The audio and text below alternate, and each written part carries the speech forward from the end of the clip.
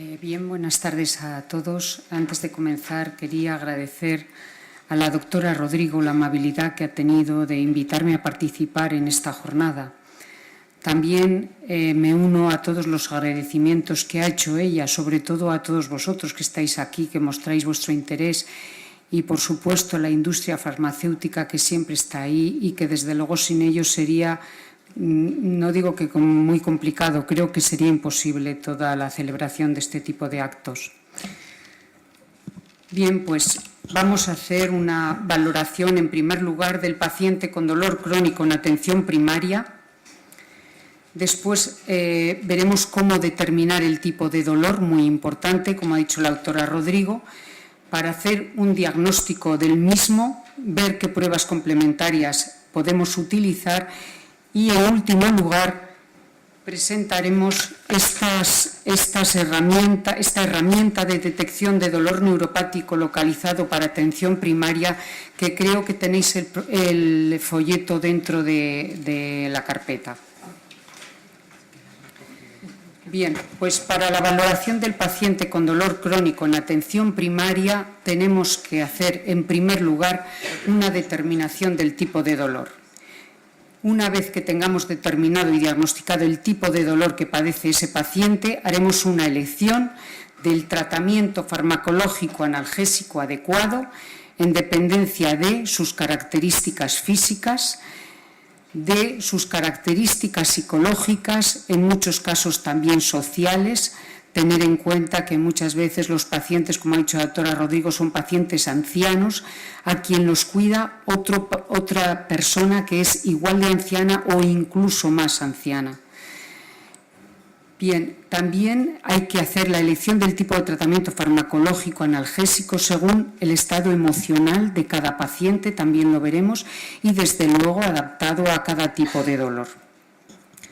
Bien, pues vamos a comenzar haciendo un repaso de los tipos de dolor. En primer lugar, según el mecanismo fisiopatológico, tenemos tres tipos de dolor. El nociceptivo, que ya se ha dicho, el neuropático, que luego veremos esa herramienta que hemos dicho, y el mixto, que tiene ambos componentes. Muchas veces el fracaso del tratamiento es porque nosotros estamos haciendo un tratamiento de un dolor nociceptivo sin haber diagnosticado bien que es mixto y ese dolor neuropático se queda sin tratar. En segundo lugar, determinamos el tipo de dolor según la intensidad, en leve, moderado, intenso o severo. En tercer lugar, según la temporalidad, ya se ha comentado, en agudo o crónico, en dependencia de los meses de evolución que lleva. El margen está entre 3 y 6 meses. En cuarto lugar, según su origen, si el origen es del sistema nervioso central o periférico, si es del sistema musculoesquelético o músculo osteoarticular, si es visceral o si es vascular. Y por último, según su etiología, dolor oncológico, dolor de origen metabólico, de origen infeccioso, inflamatorio, degenerativo y postraumático. Bien, pues una vez que tenemos bien determinado el tipo de dolor, vamos a repasar los procesos diagnósticos. ¿Cómo diagnosticamos ese dolor? En primer lugar, realizando una buena historia clínica. En las unidades de dolor, para realizar una buena historia clínica, se piensa que hay que dedicarle 1 hora al paciente, 1 hora para hacer una buena historia clínica con una buena exploración. Seguramente el tiempo es un problema y un hándicap para todos nosotros, pero bueno, es muy importante que dediquemos el tiempo necesario, la primera visita a ese paciente, porque si determinamos muy bien qué tipo de dolor y qué características físicas, psíquicas, sociales, psicológicas tiene ese paciente, podamos hacer un enfoque mucho mejor del tratamiento y las probabilidades de éxito sean muy superiores. Bien, haremos también una exploración física, veremos métodos de valoración, pruebas complementarias y los test farmacológicos. Bueno, pues como decía, para hacer una historia clínica para la evaluación del dolor hay que hacerlo en un orden sistemático y cronológico. Hay que hacer la historia del dolor y los síntomas relacionados con el dolor. En primer lugar, la localización, muy importante. Hay que determinar dónde tiene el dolor esa persona. Muchos pacientes no tienen un dolor solo, tienen dolor en varios sitios. Tienen dolor, tienen una cervicalgia, una lumbalgia, o tienen una coxartrosis y una gonartrosis, o tienen un dolor generalizado y tienen lo que nosotros decimos una totalgia. El paciente entra y dice, a ver, ¿dónde tiene usted dolor? Y dice, pues es que a mí me duele absolutamente todo. Bueno, pero además de que le duele diferentes partes del cuerpo o en un dolor generalizado, además puede tener diferentes tipos de dolor dentro de ese dolor. Puede ser nociceptivo, como hemos dicho, puede ser neuropático, puede ser mixto.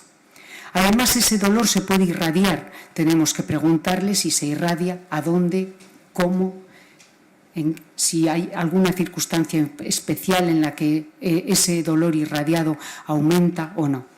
¿Cómo es el comienzo de ese dolor? ¿Cómo comenzó? Si fue detrás de una intervención, de un traumatismo, de una determinada situación que a nosotros nos puede orientar. ¿Desde cuándo lo tiene? Es decir, ¿cuánto tiempo para ver si es un dolor agudo o ya está cronificado o cuánto tiempo lleva de evolución ese dolor? Si es de origen oncológico, el origen oncológico puede tener diferentes etiologías del dolor, puede ser producido por el tumor, por la metástasis o por los tratamientos, ya sean quirúrgicos, radioterápicos o quimioterápicos. ¿Qué características tiene el dolor? Lo que hemos dicho, si es neuropático, nociceptivo o mixto. ¿Qué relación tiene con la actividad y el ejercicio? Muy importante. Si son dolores tipo músculo-esquelético, en muchos casos son dolores mecánicos que disminuyen con el reposo y aumentan con el movimiento. Si son dolores metastásicos óseos, pues son de control muy difícil por el mismo motivo, porque en reposo no duelen y en movimiento duelen muchísimo, con lo cual es difícil a veces encontrar un equilibrio entre el control del dolor y el tratamiento.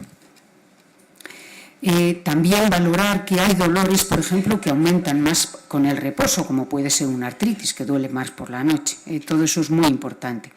¿Cuánto tiempo dura el episodio de dolor? El paciente suele reflejar que tiene a veces más menos dolor. Es difícil que un paciente con dolor crónico siempre tenga el mismo dolor. Tienen unas veces poco, mediano, como hemos dicho, leve, moderado, severo. Tienen crisis de dolor, que llamamos nosotros, y hay que saber cuántas crisis de dolor tiene el paciente sobre ese dolor más o menos de base, si es continuo, si no es continuo. Si las crisis pueden ser diarias, semanales, varias al día, varias a la semana, varias al mes o esporádicamente solamente, y cuánto pico de dolor tienen esas crisis. ¿Cómo está su estado emocional? Importantísimo. Normalmente los pacientes con dolor crónico cursan con un grado de ansiedad importante que suele terminar en depresión, que esa ansiedad y depresión aumentan el dolor.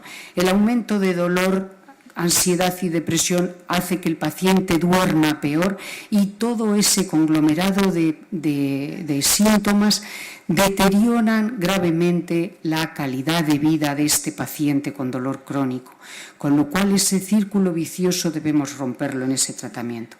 La intensidad de la escala analógica visual, la intensidad del dolor, cuánto dolor tiene, sabéis perfectamente cómo se mide. Lo que os decía antes, no siempre tienen el mismo dolor. Nosotros siempre preguntamos por un EVA mínimo y un EVA máximo, es decir, cuánto dolor tienen cuando tienen poco dolor, que puede estar en 0 o puede estar en 2 o 3, y cuánto dolor máximo tienen cuando tienen mucho dolor.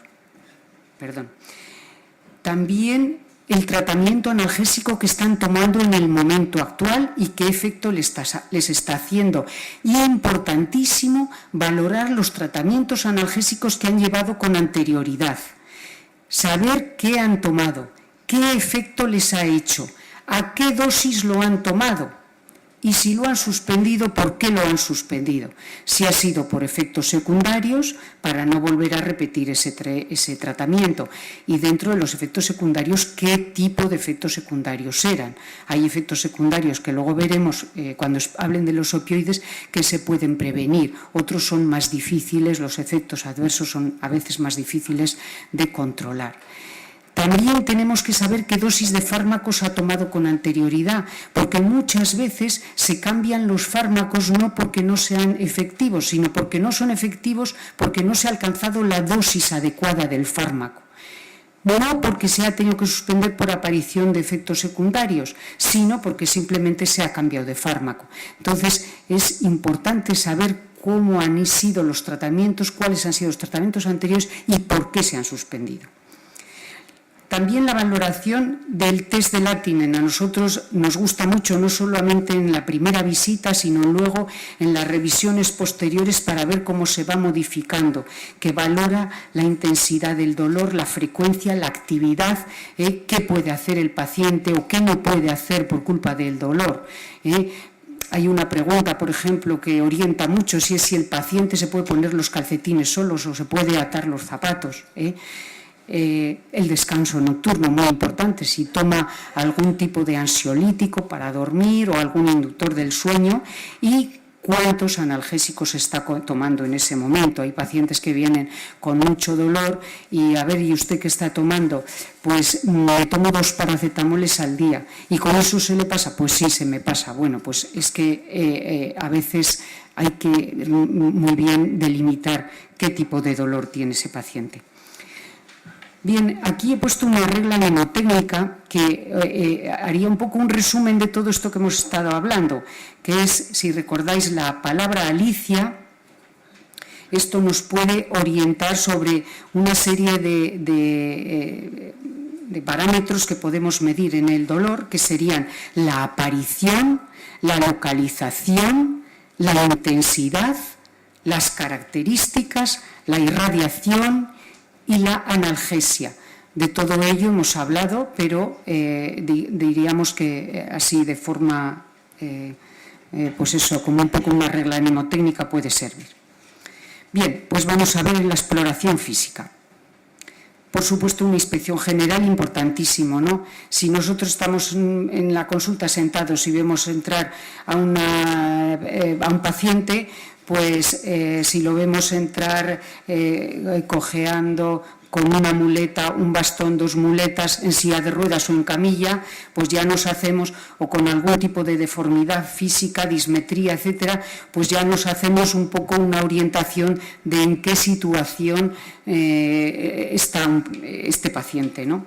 Es decir, su aspecto, sus alteraciones, etcétera. Hacemos una exploración de los reflejos, bicipital, tricipital, etc. Un examen sensorial dermatológico que luego veremos con más detalle. Sensaciones propioceptivas y esteroceptivas, exploración de pares craneales y función trófica, muy importante, sobre todo en las algodistrofias.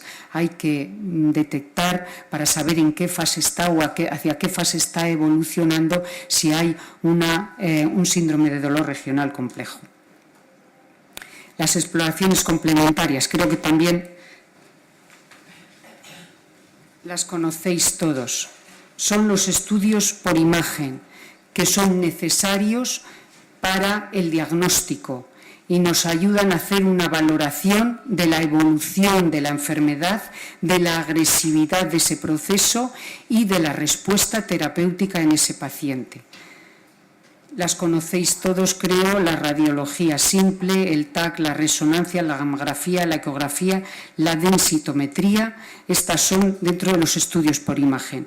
Además, tenemos la termografía, los estudios neurofisiológicos, las exploraciones vasculares, muy importantes también en los procesos de algodistrofia, porque nos hacen un estudio macro y microcirculatorio de las alteraciones de la zona enferma, y el bloqueo neural. Bien, pues la radiología simple no voy a decir nada porque todos sabéis para qué sirve. Lo que sí que hay que buscar es que tenga una buena perfección y una calidad de imagen que realmente nos ayude a diagnosticar el proceso. El TAC también sabéis todos lo que es, al igual que la resonancia y para qué sirve cada uno de ellos. La gammagrafía que hace una hipercaptación del tecnecio 199 en la zona en la que hay un aumento de actividad osteoblástica y un aumento de flujo sanguíneo. También sirve para diagnosticar procesos infecciosos y tumorales. La ecografía, una prueba cada día más y más en boga que se usa cada vez en más especialidades. Y tiene de importante y de bueno que es inocua, rápida, asequible y económica. Y además de utilizarse en diferentes pruebas diagnósticas, cada día se utiliza más de forma intervencionista. Y la densitometría ósea, que confirma la osteoporosis y el riesgo de fracturas también, como todos sabéis.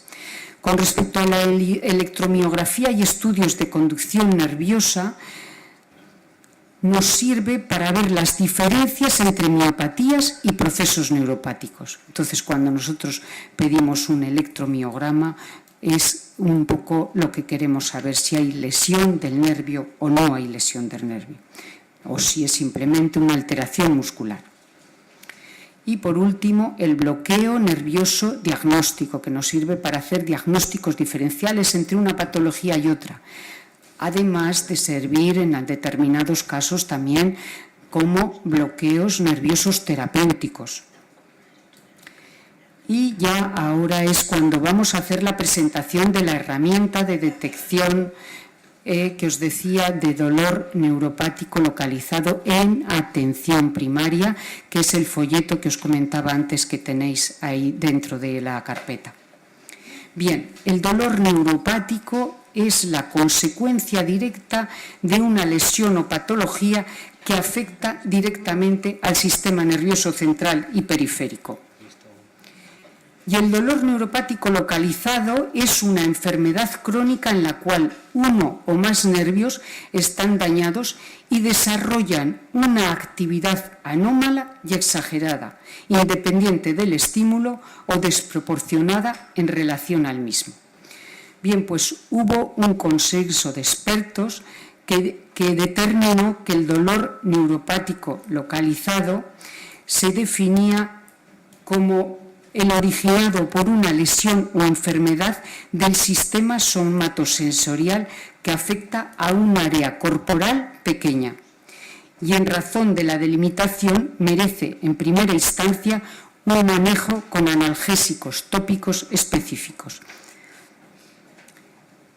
Bien, la prevalencia del dolor neuropático en este estudio nos la pone en un 25%, con 2, que ahí va el dolor neuropático y el mixto. Pero estos datos varían mucho según qué estudios se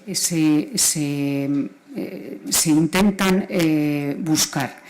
Porque la prevalencia del dolor neuropático, como os decía antes, el dolor neuropático dentro del mixto muchas veces pasa desapercibido. Cuando los estudios se hacen bien y a fondo, el índice de dolor neuropático aumenta. Entonces, este 25%, buscando en otros estudios, se convierte en un 35, en un 40 y hasta en un 40 y tantos %. Depende de los estudios, como os digo, investigados.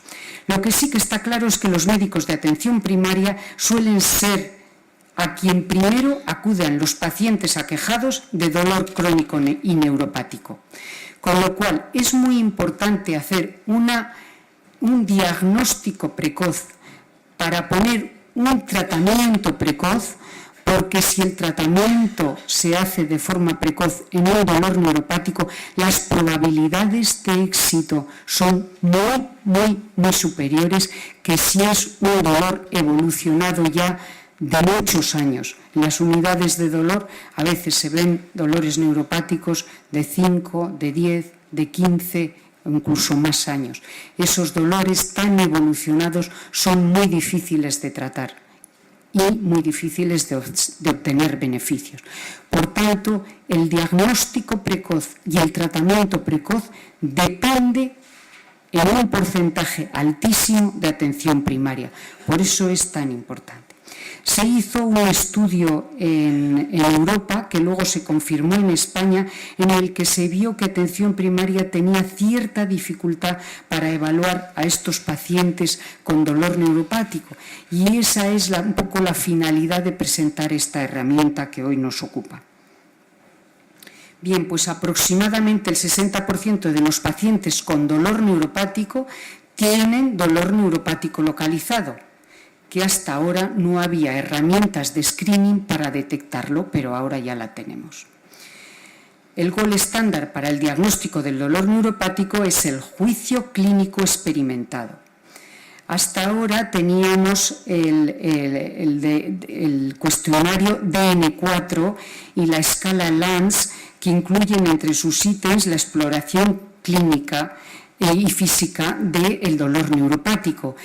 Realmente se usan poco. El DN4 se utiliza algo más y es la que más extendida está, que es esta que os pongo aquí, que yo creo que conocerla sí que la conoceréis. Bien, pues el Screening Tool que presentamos hoy se hizo una vez hecho una valoración por los médicos de atención primaria y se consideró que era una herramienta eficaz que facilitaba el trabajo en un 97%. El tiempo medio empleado es de unos 7 minutos y se consideró, pues como digo, una herramienta útil, sin complejidad y con una exploración sensorial fácil. Se presentó también en los congresos de neurología, en la jornada de ciencias de neurología, en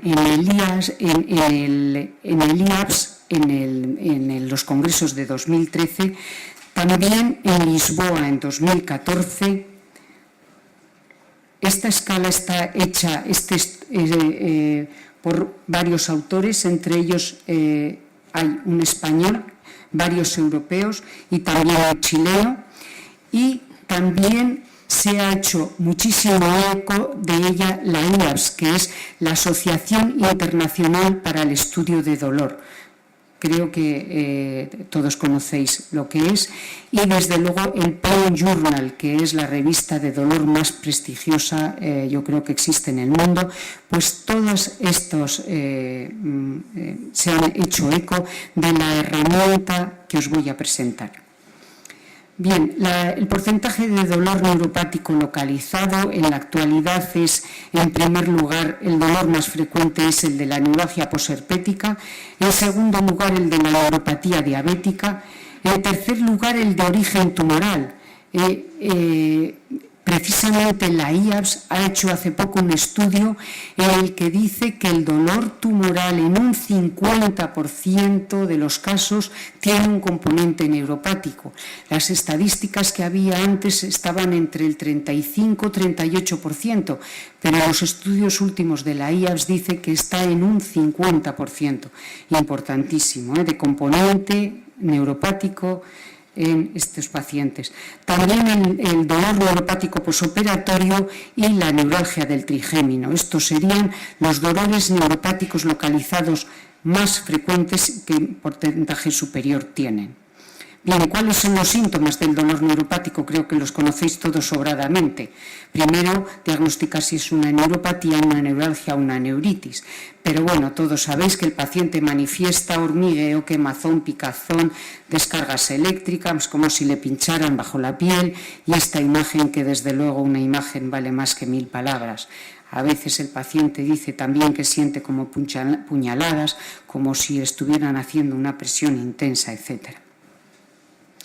Bien, todos sabéis que el dolor neuropático tiene síntomas positivos y negativos, y además que pueden ser motores, sensitivos y autonómicos o vegetativos, con las hipoestesias, hipoalgesias, disestesias, parestesias, etc. De localización central y de localización periférica, también lo sabéis todos. La exploración física es muy parecida a la anterior, pero tiene alguna determinación específica. Exploración general y, sobre todo, muy importante, la neurológica. Distribución metamérica, ver si es un dolor evocado, que nosotros lo provocamos y provocamos una hiperalgesia o una alodinia, o ver si tiene un déficit sensitivo como una hipostesia o una hipoalgesia, o si tiene signos motores y autonómicos. Bien, pues ¿qué nos aporta esta nueva herramienta, este Screening Tool? Pues los expertos hicieron como una especie de mezcla de los datos más importantes que daba el cuestionario DN4 y la escala LANS, y hicieron como un remix de los dos, y con eso es con lo que han elaborado esta nueva herramienta, que consta de 4 preguntas, que son estas. Primero tenemos que saber el principal motivo de la consulta para la que viene el paciente. Entonces, la primera pregunta es: ¿la historia del paciente sugiere una lesión o enfermedad nerviosa relevante? La segunda: ¿resulta coherente la distribución del dolor desde el punto de vista neuroanatómico? La tercera: ¿muestra el examen neurológico algún signo sensorial positivo o negativo en la zona posible del nervio afectado? Bien, pues si estas 3 son positivas, al menos tenemos un dolor neuropático probable. Si la cuarta pregunta, que es ¿la zona dolorosa está delimitada y es menor que la hoja de tamaño A4, es positiva, pues tenemos un dolor neuropático localizado probable. Bien, la primera pregunta es sobre la historia, antecedentes y síntomas sensoriales del paciente. La segunda nos orienta sobre la distribución, la tercera sobre los signos sensoriales y la cuarta sobre el tamaño. Bien, pues ahondando en la primera pregunta, es un poco la historia del paciente con el interrogatorio de enfermedades previas y síntomas de dolor neuropático. Y, por supuesto, esos signos que hemos dicho de sensación de frío, quemazón, etc. Bien, pues dentro de estas tenemos las enfermedades infecciosas, como pueden ser el herpes, la neuralgia posherpética o el dolor neuropático producido por el SIDA. Aquí tenemos un ejemplo y una foto de una neuralgia posherpética. También las enfermedades metabólicas, pacientes con diabetes, insuficiencia renal, hipotiroidismo, como producen la neuropatía diabética por lesión sobre todo de fibras distales, de manos y pies sobre todo. También lesiones traumáticas o quirúrgicas, dolores en cicatriz post-mastectomía, post-toracotomía, post-túnel carpiano, post-hernorrafia o en unión de extremidad, o también lesiones por atrapamiento, radiculopatías, del síndrome del túnel carpiano por compresión del mediano, neuropatía supraescapular o del nervio cubital. Aquí tenemos algunos ejemplos, por ejemplo, una cicatriz dolorosa.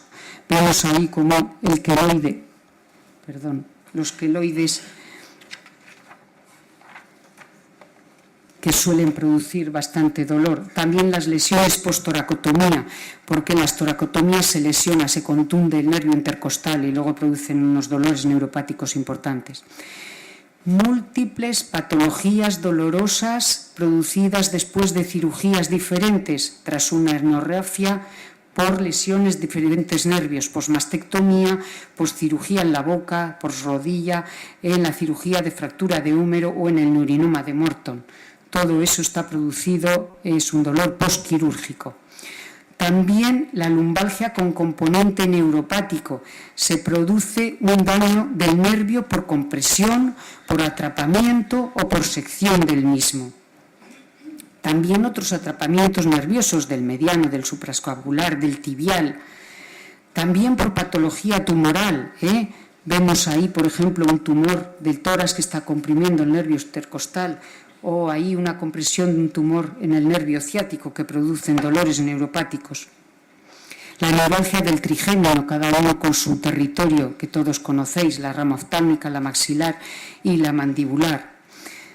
O el dolor producido tras una cirugía o tras una fracción o luxación o fractura del tercio distal del fémur, como es este ejemplo en el que se ha afectado el nervio tibial y se produce un dolor de síndrome de dolor regional complejo tipo 2, lo que antes se llamaba causalgia.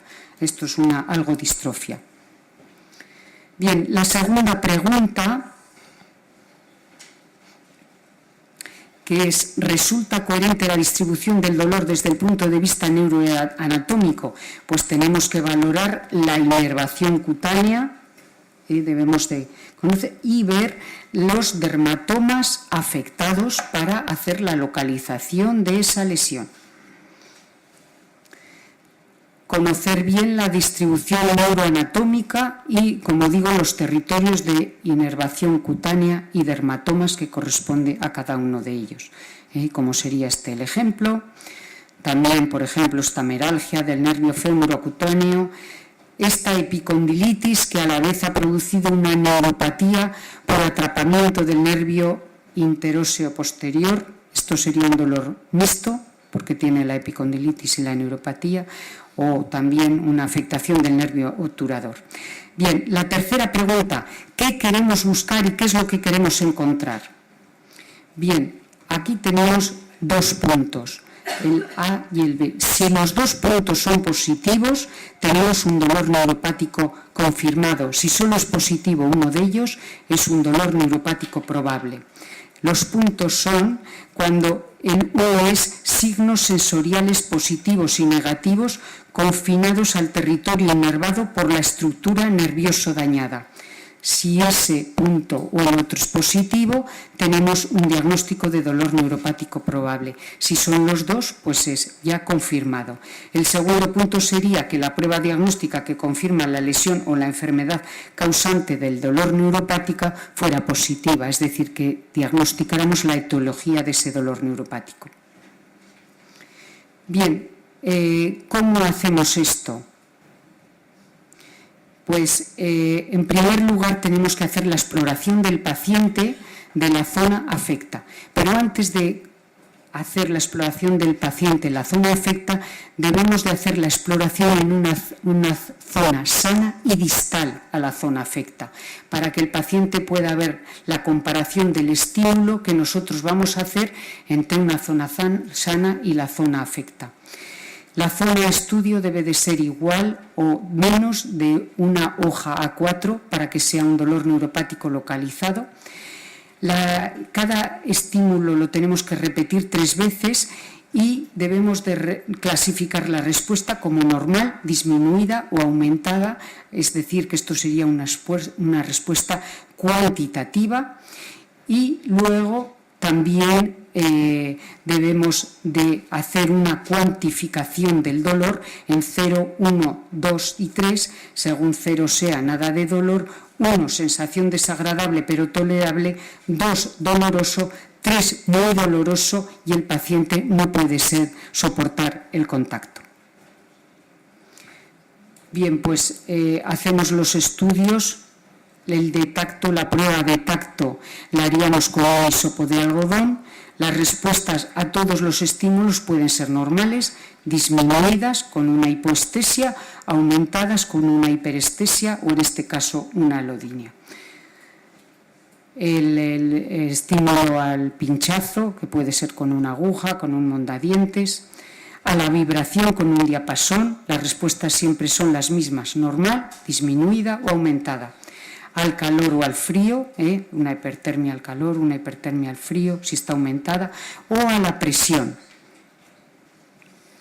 Bien, pues vemos que, como hemos dicho antes, las zonas o las lesiones con más frecuencia aparecen son la neuralgia posherpética, la neuropatía diabética, la de origen tumoral, la posoperatoria y la neuralgia del trigémino.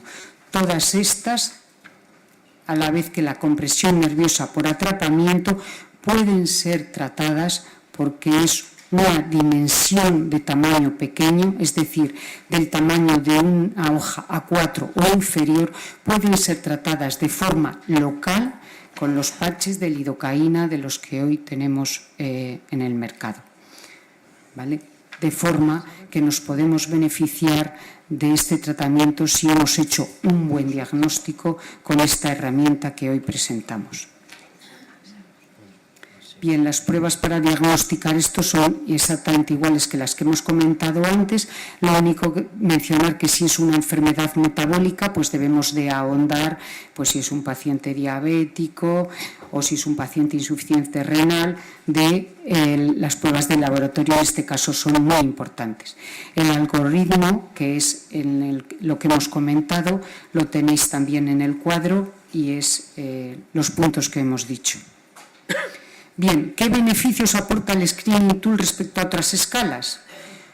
Pues que identifica por primera vez el dolor neuropático localizado, que es una herramienta de bolsillo que incluye anamnesis y exploración, orienta la anamnesis y orienta la exploración y facilita la asociación neuroanatómica de signos y síntomas.